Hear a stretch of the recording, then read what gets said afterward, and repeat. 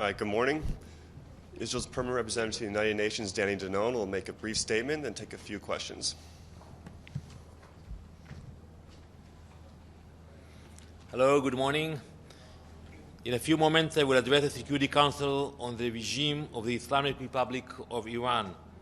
I will present today new evidence of its efforts to promote chaos in the region and around the world. We see what's happening today in the Gulf. We are all aware of Iran's provocative behavior in the Gulf over the past few weeks. You also know of Iran and the Quds forces' efforts to exploit civilian infrastructure for hostile purposes. We all know that Iran is using civilian airports in Damascus and in Beirut. They are using civilian land infrastructure in the Syria-Lebanon border to smuggle weapons, dual-use items, and other capabilities. It is clear that the Iranian regime will stop at nothing to escalate the region towards conflict. But today, I will inform you about a new information we revealed, that the Iranians, specifically the Quds force, are also exploiting civilian maritime channels and especially the port of Beirut. For this same reason, hiding its true intentions, the regime has succeeded in purchasing dual-use equipment from civilian companies, mainly in Europe, and transferring it through the port of Beirut.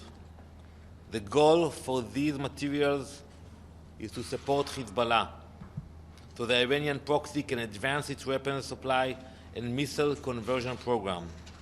Today, unfortunately, in other words, the port of Beirut has transformed into the port of Hezbollah.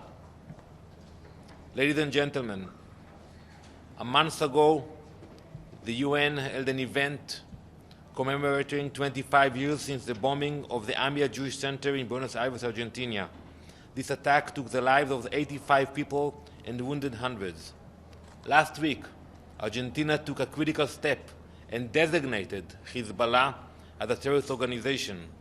In doing so, it joined 55 other countries in recognizing Hezbollah's heinous operations. Of the 15 current members of the Security Council, only the US, the UK, France, and Kuwait have labeled Hezbollah as a terrorist organization in its entirety. It is time for our European colleagues to wake up to the threat that Hezbollah and the Iranian regime pose to the region, to Europe, and to the world. It is time to follow Argentina's example before Iran and its proxies strike again.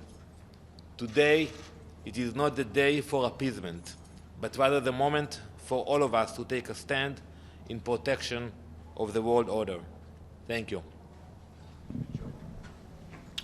Yes, Joseph Klein, Canada Free Press. In addition to what you just outlined, and I know you cannot go into any specifics, but does Israel currently have credible evidence that since the JCPOA came into force, the Iranian regime has violated the schedule in the JCPOA prohibiting its development, research and development of explosive devices?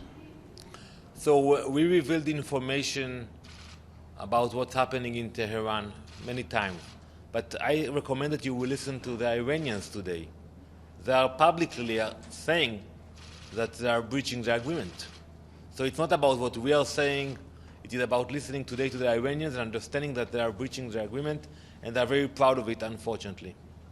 Ambassador, the demolition of Palestinian homes, I'd like your comment on that. It seems to be a clear breach of Security Council resolutions and, as a result, a breach of international law. And if I may, given important developments in the last couple of hours, on Iran, you've just been talking about there are clear differences between the US and the EU.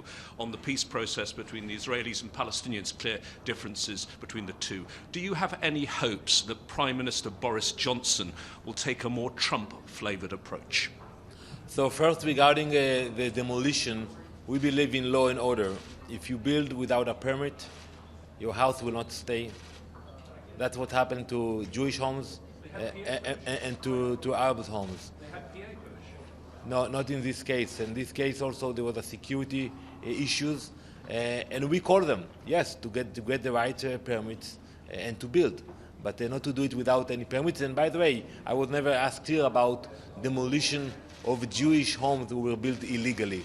So it's unpleasant. We saw those pictures.